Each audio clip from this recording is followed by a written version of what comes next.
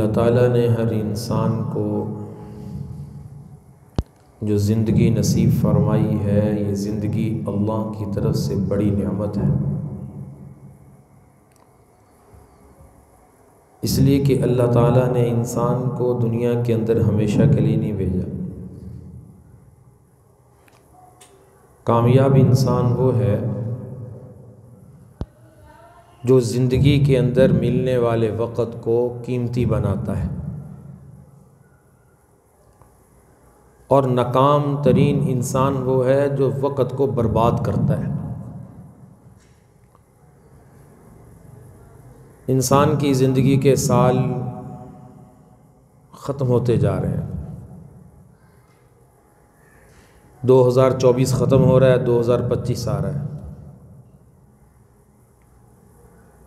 اسی طرح کرتے کرتے انسان اپنی موت کے قریب ہوتا چلا جاتا ہے۔ لوگ سمجھتے ہیں کہ زندگی میں اضافہ ہوا ہے، میں بڑا ہوا ہوں، لیکن اگر وہ حقیقت پہ غور کرے تو اس کی عمر کم ہو رہی ہے۔ جس کی وفات کا وقت اللہ نے 2030 لکھا ہے یا 21,000 کے لگ بھگ لکھا ہے، تو دن بدن وہ اپنی موت کے قریب ہو رہا ہے۔ ایک بزرگ فرماتے ہیں، میں نے وقت کی قدر و قیمت ایک برف والے سے سمجھی ہے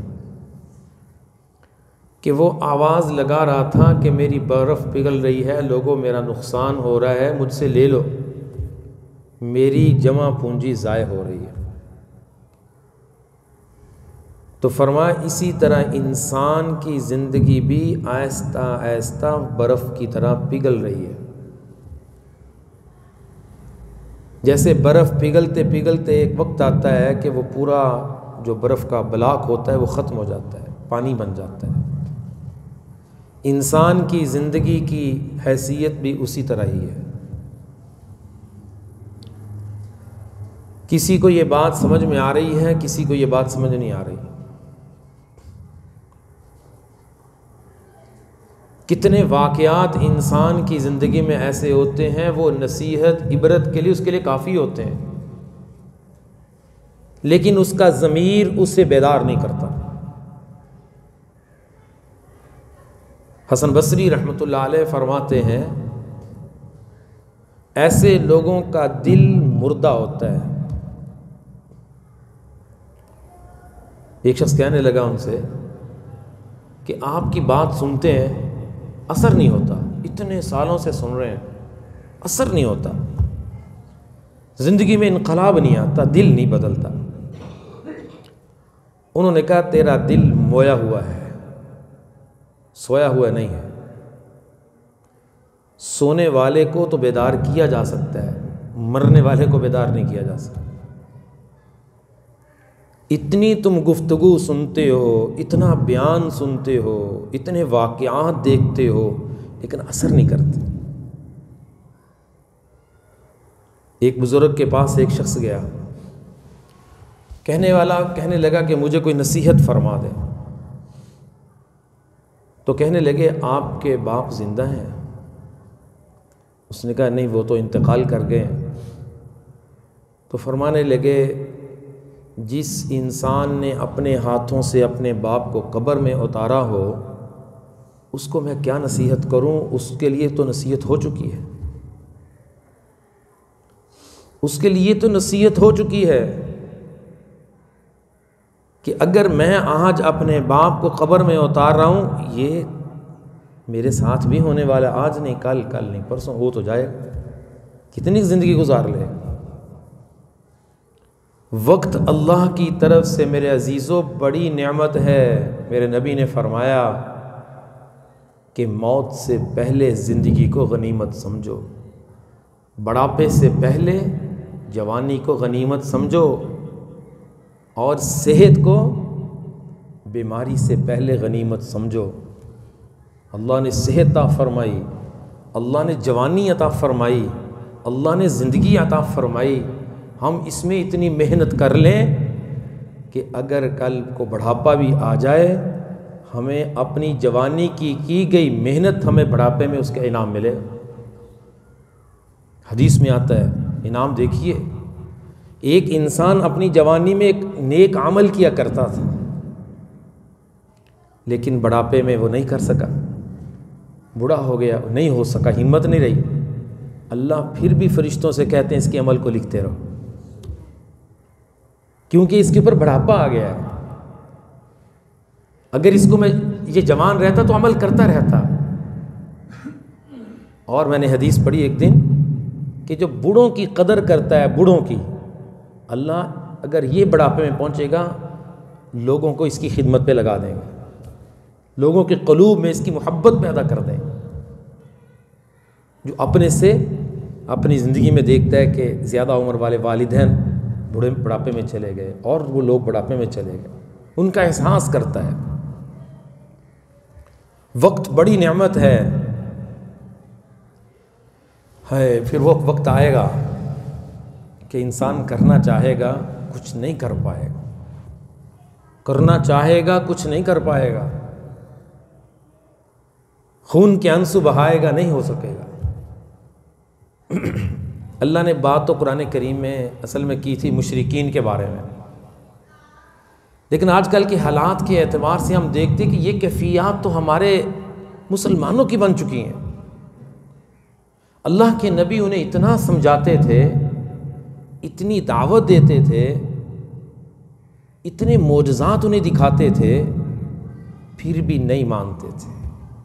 اتنے بڑے بڑے معجزات اپنی آنکھوں سے دیکھے انہوں نے، لیکن نہیں مانے۔ چاند کو 2 ٹکڑے ہوئے کرتے اپنی آنکھوں سے دیکھا، پتھروں سے آواز اللہ کے نبی کی گواہی کی آئی، نہیں مانے۔ اور سب سے بڑا معجزہ انہوں نے دیکھا جس کا مقابلہ کرنے سے سارا عرب، سارا عجم عاجز آ گیا، وہ تھا قرآن۔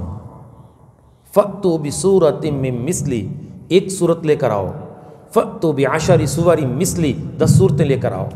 سارا عرب عاجز ہے اس کا مقابلہ کرنے سے، جبکہ عرب کے اندر بڑے بڑے شعراء تھے، بڑے بڑے بلاغاء تھے، بڑے بڑے عربی دان تھے، ان کی گھٹی میں شاعری تھی، ان کے شاعری کے قصیدے بیت اللہ پہ لٹکائے گئے تھے، لیکن جب قرآن کا نزول ہوا سب قصیدے اتار دیے گئے کہ اس کی ایک سورۃ الکوثر کا مقابلہ نہیں ہو سکتا۔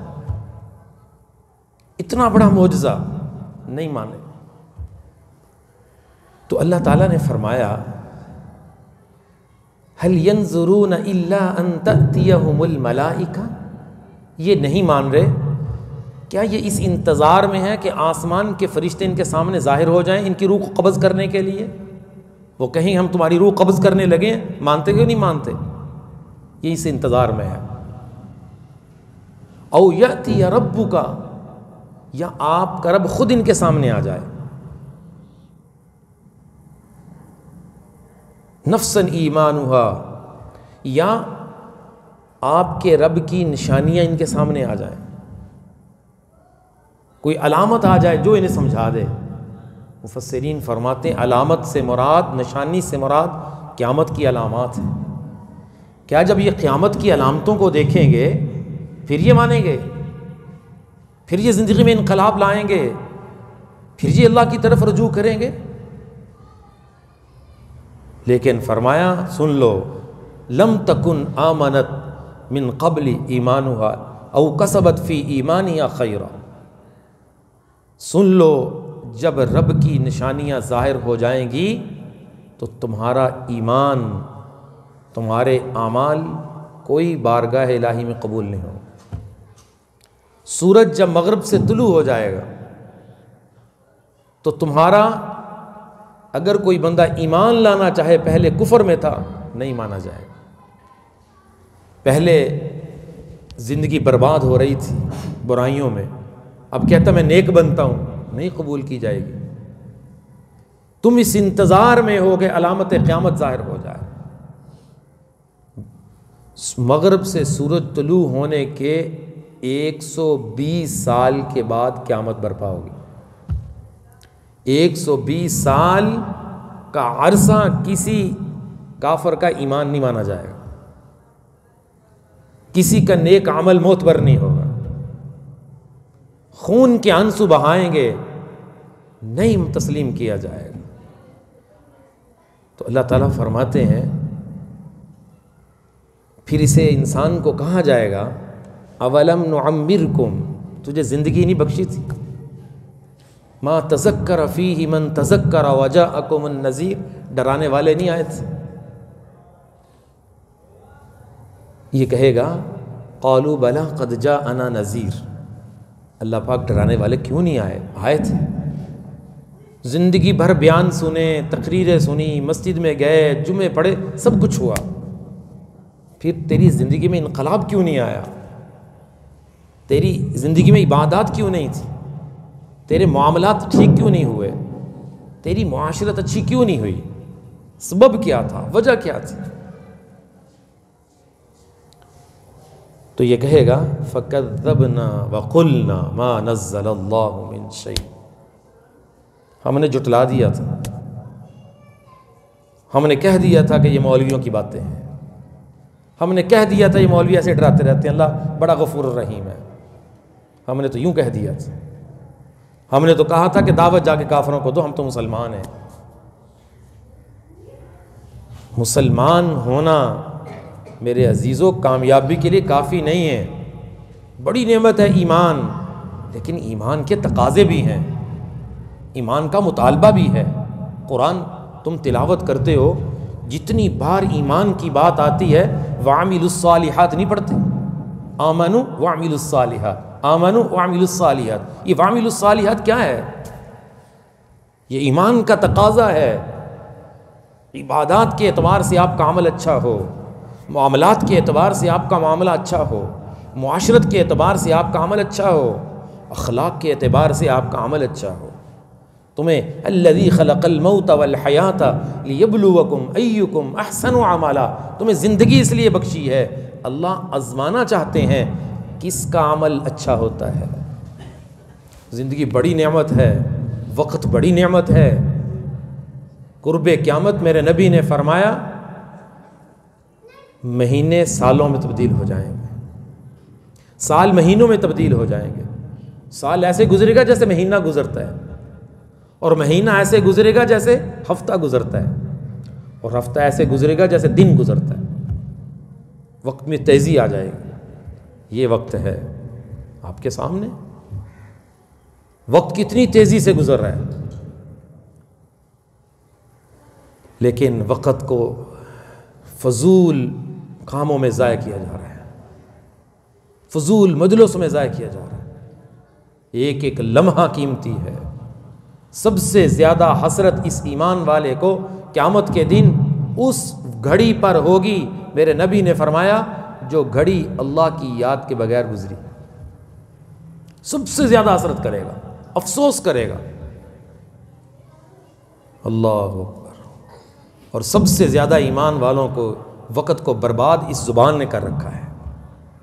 زبان کے چسکے, زبان کی لذتیں, ناجائز لذتیں پوری کرنے کے لیے باقاعدہ محفلیں مجلسیں لگائی جاتی, لوگوں کی برائیوں کے تذکرے, لوگوں کے عیبوں کے تذکرے. اور اب سب سے زیادہ جو وقت برباد ہو رہا ہے میرے عزیزوں, یہ موبائل نے کر رکھا ہے. پہلے جس کے پاس تھوڑی سی فرصت ہوتی تھی وہ تسبیح نکالتا تھا, سبحان اللہ شروع کر دیتا. اب وہ موبائل نکالتا ہے. اور شیطان نے ایسے ایسے حربے دے رکھے ہیں, یہ بڑا مطمئن ہے کہ میں بڑا ٹھیک کر رہا ہوں. وَزَيَّنَ لَهُمُ الشَّيْطَانُ, شیطان تمہارے عملوں کو خوبصورت بنا کر تمہارے سامنے پیش کرتا ہے. تو وقت کو برباد کرنے کے انتظامات ہیں, وقت کو قیمتی بنانے کے نہیں. کسی سے بات کر کے دیکھ لو کہ بھائی قرآن آپ کا صحیح نہیں ہے, آپ تھوڑا سا ہمیں وقت دیں, ہم آپ کا قرآن صحیح کرائیں. آئیے آپ کو تھوڑا سا دین پڑھائیں, آپ اپنی تجارت کریں, آپ اپنے کام کریں, ہمیں ہفتے میں 1 گھنٹہ تو ہمیں کچھ دین سکھا دیں. آپ اتنی بڑی لسٹ بتاتے ہیں, صبح سے شام تک میری تو مصروفیت بڑی. ایک بھائی کہنے لگے تم نماز کی بات کرتے ہو کہ نماز پڑھا کرو، ہمارے پاس تو مرنے کا وقت نہیں ہے، ہمارے پاس تو مرنے کا وقت نہیں۔ وہ مولانا کہنے لگے جن کو انہوں نے کہا کہ مرنے کا وقت پوچھ کے نہیں آئے گا، مرنے کا وقت تجھ سے پوچھے نہیں کہ تیرے پاس وقت ہے لے جاؤں تجھے، یہ صرف پوچھا تھا سرکار دو عالم صلی اللہ علیہ وسلم سے، اگر آپ اجازت دیتے ہیں تو لے جاتے ہیں، رہنا چاہتے ہیں تو چھوڑ دیتے ہیں، ہمیں تو اللہ کا آرڈر یہی ہے۔ فرشتہ ان سے پوچھ کے آیا تھا، تم سے نہیں پوچھا جائے گا۔ وَلَن يُؤَخِّرَ اللَّهُ نَفْسًا إِذَا جَاءَ أَجَلُهَا، جب انسان کی موت کا وقت آتا ہے ایک لمحہ آگے پیچھے نہیں ہو سکتا۔ بھی تھوڑا سا ٹھہرو، میں نے ایک حساب کتاب لکھنا ہے، میں نے لین دین کے معاملہ ٹھیک کرنے ہیں۔ نہیں میرے عزیزو، پہلے لکھو، پہلے نوٹ کرو، پہلے گھر والوں کو بتاؤ کہ اگر میرے ساتھ ایسا معاملہ ہو گیا تو میں نے اس کے لینے ہیں، اس کے دینے ہیں، تمہیں پتہ ہونا چاہیے، کہیں کل کو میری قبر نہ خراب ہو جائے، میرے اوپر وزن نہ آ جائے۔ میرے نبی نے فرمایا قرض تو شہید کو بھی معاف نہیں ہے۔ پہلے معاملات حل کرو اس وقت کے آنے سے پہلے۔ تو یہ وقت ہمارا جو گزر رہا ہے، اس وقت کو قیمتی بنانا یہ ہماری ذمہ داری ہے۔ اللہ نے عبادات کو بھی وقت کے ساتھ متعین کیا ہے، اور 2024 کا اختتام ہو رہا ہے، 2025 کا آغاز ہوگا، اور ہمارے کمزور ایمان والے غیروں کی نقالی کرنے پہ بڑا فخر کرتے ہیں۔ اسلام ہرگز اس کی اجازت نہیں دیتا۔ اسلام اپنی روایات دیتا ہے، اپنی ایک تہذیب رکھتا ہے، اپنی ایک ثقافت رکھتا ہے، اپنا ایک عمل رکھتا ہے۔ ہم اپنی تہذیب، اپنی ثقافت، اپنی روایات کے ہوتے ہوئے ہم غیروں کے طریقوں پر، ان کی نقالی پر کیوں جائیں؟ اسلام اس کی ہرگز اجازت نہیں دیتا۔ جیسے اسلام کے اندر کسی عبادت کا اضافہ جائز نہیں، وہ بدعت ہے، اسی طرح کسی رسم، کسی تہوار کا اضافہ کرنا یا ان میں شرکت کرنا یا ان کی نقالی کرنا، اسلام اس کی ہرگز اجازت نہیں دیتا۔ زمانہ جاہلیت میں لوگ جب حج کو چلے جاتے تو جب انہیں گھر واپس آنا ہوتا تو عجیب ایک رسم بنا رکھی تھی کہ جب ہم نے دوران حج گھر آنا ہے تو ہم گھر کے دروازے سے داخل نہیں ہوں گے، ہم گھر کے پیچھے سے آیا کریں گے۔ پیچھے سے آتے تھے، کوئی حقیقت نہیں تھی، کوئی حیثیت نہیں تھی۔ اللہ نے قرآن نازل کیا کہ تم کیا کرتے ہو، وَلَيْسَ الْبِرُّ بِأَن تَأْتُوا الْبُيُوتَ مِن ظُهُورِهَا وَلَكِنَّ الْبِرَّ مَنِ اتَّقَىٰ۔ یہ تم گھروں کے پیچھے سے کیوں آتے ہو؟ یہ تم نے خود ایک رسم بنائی ہے، اس کی کوئی حقیقت نہیں۔ اصل اس کو نیکی سمجھتے تھے، فرمایا کہ یہ کوئی نیکی نہیں ہے، اصل نیکی یہ ہے کہ تم اللہ سے ڈرو، تقوی اختیار کرو۔ ان اکرمکم عند اللہ اتقاکم، اللہ کے نزدیک تم میں سے وہ ہے جو سب سے زیادہ تقوی والا ہے، جو سب سے زیادہ متقی اور پرہیزگار ہے۔ جو ہی سال ختم ہوتا ہے، ایمان اتنی بڑی نعمت کے ہوتے ہوئے ہم غیروں کی نقالی پہ اتر آتے ہیں، ان سے مشابہت کرتے ہیں۔ من تشبہ بقوم فہو منہم، جس قوم سے مشابہت کرو گے تمہارا حشر انہی کے ساتھ ہوگا۔ ہم اتنے کمزور ہو گئے، کیا کچھ نہیں کیا جاتا اسلامی سال کے آغاز میں۔ سال ہجری ہو وہ بھی اللہ نے بنایا، شمسی ہو وہ بھی اللہ نے بنایا، وقت اللہ کا بنایا ہوا ہے۔ یہ نہیں احساس کرتا کہ میری زندگی کا 1 سال کم ہو گیا ہے۔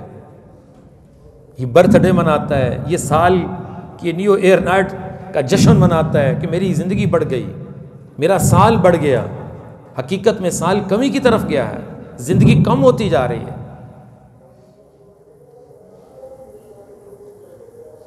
اس لیے ہم کبھی بھی ہمارے ایمان کا تقاضا ہے، ہمارے نبی کریم صلی اللہ علیہ وسلم کی واضح اور خوبصورت تعلیمات ہیں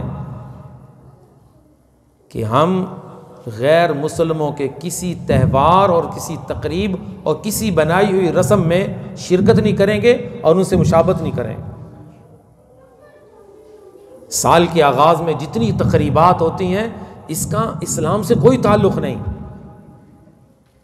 کتنی فحاشی ہوتی ہے، کتنی شراب چلتی ہے اس رات۔ اللہ تعالیٰ حفاظت فرمائے، پہلے زمین پھٹنے کو ہے، اس زمین پہ ایسے ایسے گناہ ہو رہے ہیں کہ یقین کرو انسان کیا جانور بھی شرما جائیں، اور کرنے والے انسان ہیں۔ زمین پھٹنے کو ہے۔ بنی اسرائیل نے کیا کیا تھا؟ فَجَعَلْنَاهَا نَكَالًا لِّمَا، اللہ نے عبرت بنا دیا، والخنازیر، خنزیر بنا دیا، منہم القردۃ، اللہ نے بندر بنا دیا۔ کیا کیا تھا؟ صرف ہفتے کے دن مچھلی کا شکار کیا تھا، ہفتے کے دن مچھلی کا شکار کیا تھا۔ اللہ تعالیٰ صبح اٹھے تو بندر اور خنزیر اللہ تعالیٰ نے بنا دیا۔ اب دیکھیے کتنا بڑا گناہ ہماری اس قوم کے اندر، مچھلی پکڑنے کے گناہ سے بڑے بڑے گناہ ہو رہے ہیں، لیکن ڈر نہیں ہے، خوف نہیں ہے۔ صرف بات اتنی ہے کہ حضرت محمد مصطفیٰ صلی اللہ علیہ وسلم کی دعا ہے۔ اللہ تعالیٰ نے فرمایا تھا جب تک آپ ان کے اندر موجود ہیں ان کو میں عذاب نہیں دوں گا، اجتماعی طور پہ ہلاک نہیں کروں گا۔ اللہ کی نبی کی دعائیں قبول ہوئیں، آج ہم بچے ہوئے ہیں، وگرنہ ہر قوم کو فَكُلًّا أَخَذْنَا بِذَنبِهِ، اللہ تعالیٰ فرماتے ہیں ہم نے پہلی قوموں کو ان کے گناہوں کی وجہ سے پکڑا ہے۔ کسی کو ہم نے غرق کر دیا، وَمِنْهُمْ مَنْ أَغْرَقْنَا، کسی کو ہم نے زمین میں دھنسا دیا، وَمِنْهُمْ مَنْ خَسَفْنَا فِي الْأَرْضِ، ان کے گناہوں کی وجہ سے پکڑا ہے۔ اور گناہ چھوڑنے کو لوگ عبادت ہی نہیں سمجھتے کہ گناہ چھوڑنا یہ عبادت ہے۔ عبادت سمجھتے ہیں صرف سبحان اللہ کی تسبیح پڑھنے کو اور نماز پڑھنے کو، بس اس کو عبادت سمجھتے ہیں۔ نبی کریم صلی اللہ علیہ وسلم کے پاس ایک صحابی آئے، کہنے لگے یا رسول اللہ میں سب سے بڑا عبادت گزار بننا چاہتا ہوں، سب سے بڑا عبادت گزار، مجھے کچھ ارشاد فرمائیے۔ اب بظاہر اس کا جواب یہ ہے کہ تو رات بھر نفلیں پڑھا کر، دن بھر روزہ رکھا کر، تو عبادت گزار بن جائے گا۔ دن بھر روزہ ہو، رات بھر نفلیں، تلاوت ہو، تسبیح ہو، ذکر ہو، بس مسجد میں بیٹھا رہا کر۔ آپ نے کیا فرمایا؟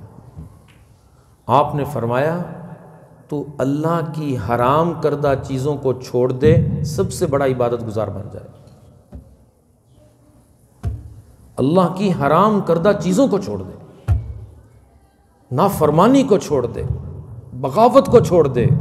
بہت وقت گزر گیا بغاوت کرتے ہوئے، نافرمانی کرتے ہوئے، گناہ کرتے ہوئے، بڑا ہو گیا۔ اب تو بارگاہ الہی میں کہو یا اللہ اس نئے سال کے آغاز میں پکی توبہ کرتے ہیں، اب گناہ نہیں کریں گے، اب تیری حرام کردہ چیزوں سے بچیں گے۔ ان تجتنبوا کبائر ما تنہون عنہ نکفر عنکم سیئاتکم، تم بڑے گناہوں سے بچ جاؤ، اگر تم سے بھول کر کچھ چھوٹے گناہ ہو جائیں گے ہم ویسے ہی معاف کر دیں گے۔ بڑے گناہوں سے تو بچو۔ کتنے بڑے بڑے گناہ، ان کی کیفیات ایسی ہے اولئک کالانعام، وہ جانوروں کی طرح ہے، بل ہم اضل، بلکہ جانوروں سے بھی بدتر ہے۔ وہ گناہ جانور بھی نہیں کرتا جو انسان کر رہا ہے، وہ جرم جانور بھی نہیں کرتا۔ تو میرے نبی نے فرمایا قیامت کے دن انسان کے قدم اس کی جگہ سے نہیں ہٹ پائیں گے جب تک وہ یہ سوال کا جواب نہ دے اللہ نے تجھے عمر بخشی تھی کیسے گزاری، اللہ نے تجھے اتنی خوبصورت جوانی دی تھی کہاں لگی، کہاں لگی جوانی، اور اللہ نے تجھے مال دیا تھا کہاں خرچ ہوا ہے، کیسے آ رہا تھا، کیسے خرچ ہو رہا تھا۔ ہے رشوت لینے والے کہتے ہیں ہم تو اپنی محنت لے رہے ہیں۔ ایک محکمہ کے افسر رشوت لے رہا ہے تو کہہ رہا ہے یہ رشوت جو میں لیتا ہوں میں پیسے اپنے پاس نہیں رکھتا، ہمارے خاندان میں میرا ایک بھائی ہے، ایک بہن ہے، وہ بڑے غریب ہیں، یہ پیسے ان میں تقسیم کرتا ہوں جا کے، میں خود تو نہیں رکھتا یہ پیسے۔ اب شیطان نے اسے یہ بات سمجھائی ہے کہ رشوت لے کر تو جا کے اپنے بہن بھائی غریبوں کو دے سکتا ہے، وہ خوش ہے، وہ مطمئن ہے میں ٹھیک کر رہا ہوں۔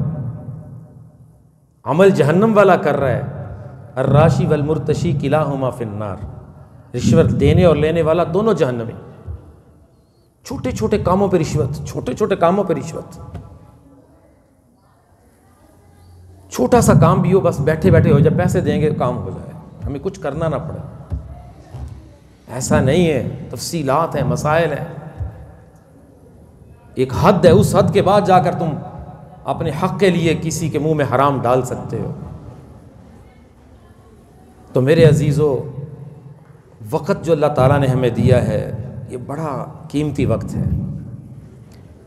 یہ وقت برف کی طرح پگھل رہا ہے، جیسے برف کا بلاک رکھ دیا جائے 10 دن میں ختم ہو جائے، چاہے کتنی قیمت کا ہو۔ تو ہماری زندگی بڑی قیمتی ہے لیکن یہ ختم ہو رہی ہے۔ لیکن آج یقین کرو جس طرح ہمارے نوجوان، ہمارے مسلمان اس وقت کو ضائع کرتے ہیں، اللہ حفاظت فرمائے۔ ان کے پاس قرآن سیکھنے کا وقت نہیں، ان کے پاس نماز کا وقت نہیں، ان کے پاس ذکر کا وقت نہیں، تلاوت کا وقت نہیں۔ دوستوں کے پاس 4 گھنٹے رات 12 بجے تک بیٹھے ہیں، بڑا وقت ضائع ہو رہا ہے۔ گھومنے پھرنے کے لیے بڑا وقت ہے، کھانے پینے کے لیے بڑا وقت ہے۔ اگر وقت نہیں ہے تو اللہ کو راضی کرنے کا وقت نہیں ہے۔ ایک بزرگ سے کسی نے پوچھا کہ بندے کو کس حال میں رہنا چاہیے، کس حال میں رہنا چاہیے ہر وقت؟ تو انہوں نے بڑی خوبصورت بات فرمائی کہ انسان کو ہر وقت اس حال میں رہنا چاہیے کہ میرا اللہ مجھ سے کیسے راضی ہو جائے، اس فکر میں رہے، اس سوچ میں رہے۔ آپ صلی اللہ علیہ وسلم کی ہر وقت سوچ کیا تھی؟ آپ ہر وقت غم کیوں کرتے تھے؟ اللہ تعالیٰ فرماتے ہیں ما یفعل اللہ بعذابکم ان شکرتم وآمنتم، میں تمہیں عذاب دے کر کیا کروں گا اگر تم میرے شکر گزار بن جاؤ اور مجھ پر صحیح طور پہ ایمان لے آؤ، میں کیا کروں گا؟ ساری رات اللہ کے نبی اس آیت کو پڑھتے رہے، ان تعذبہم فإنہم عبادک، ساری رات گزر گئی، روتے رہے، اللہ اگر انہیں تو عذاب دے گا بندے تو تیرے ہی ہیں، روتے رہے۔ جبرائیل علیہ السلام آ گئے، اللہ نے بھیجا میرے محبوب سے پوچھو کیوں رو رہا ہے، کیوں رو رہا ہے، کیوں غم کر رہا ہے؟ تو آپ نے فرمایا مجھے اپنی امت کی فکر ہے، امتی امت کی فکر ہے۔ یہ تھے میرے اور آپ کے نبی جو ہمارے بارے میں اتنے غمگین اور اتنے پریشان، ایک ایک امتی کی فکر ہے کہ کس طرح وہ جنت میں چلا جائے، وہ اللہ کے عذاب سے بچ جائے۔ اور آج امت نے جو نبی کا حال کیا ہے، ہر بندہ اپنے گریبان میں جھانکے، میں جھانکوں، آپ جھانکیں کہ آپ نے اپنے نبی کے ساتھ کیا کیا ہے۔ نبی کا کلمہ پڑھا، نبی کے احسانات بڑھے ہیں، کتنی محبت کے ہم دعوے کرتے ہیں کہ ہم میرے نبی کی تعلیمات کے کچھ فیصد حصہ زندگی میں ہے، ہم اس کے کسی عمل کو پسند کرتے ہیں۔ کوئی تقریب ہو، یورپ سے آئے، برطانیہ سے آئے، غیروں سے آئے، اس میں شرکت کو فرض سمجھتے ہیں، ان کی طرف جا رہے ہیں، ان کی طرف بڑھ رہے ہیں، جہاں سورج بھی جا کر غروب ہو جاتا ہے، مغرب کی طرف بڑھ رہے ہیں، غروب کی طرف جا رہے ہیں۔ اللہ نے اتنا خوبصورت ایمان کا نور نصیب فرمایا، نبی کی سیرت کا نور نصیب فرمایا، اس کی طرف بڑھنا چاہیے۔ اللہ تعالی ہمیں ان باتوں کی حقیقت اور سمجھ نصیب فرمائے، کوئی نہ کوئی عزم ضرور فرمائیں کہ ہم اپنی زندگی میں اس سال کے اختتام میں انقلاب لائیں گے، کم از کم کوئی نماز نہیں پڑھتا وہ نیت کر لے کہ آج کے بعد نماز نہیں چھوٹے گی۔ کوئی بیچارہ حرام کھانے میں مصروف ہے، وہ نیت کر لے آج کے بعد حرام نہیں کھاؤں گا، میں اپنے معاملات اچھے کروں گا۔ جو اپنے وقت کو ضائع اور برباد کر رہا ہے، گھنٹوں موبائل کے اوپر گزارتا ہے، وہ توبہ کر لے کہ آج کے بعد موبائل صرف ضرورت کے وقت استعمال ہوگا، وقت ضائع نہیں کروں گا، اتنے وقت بیٹھ کے میں اللہ کا ذکر کروں۔ نیت کر لیں، جب نیت کر لیں گے انشاءاللہ اللہ عمل پہ بھی کھڑا کر دیں گے۔ اللہ سمجھ نصیب فرمائے۔ وآخر دعوانا الحمد للہ رب